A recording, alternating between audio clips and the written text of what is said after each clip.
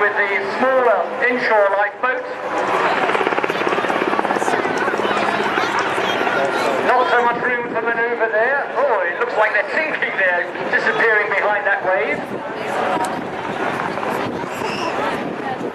Fortunately, I don't think they run the risk of being attacked by a shark like we saw that surfer was down in Australia.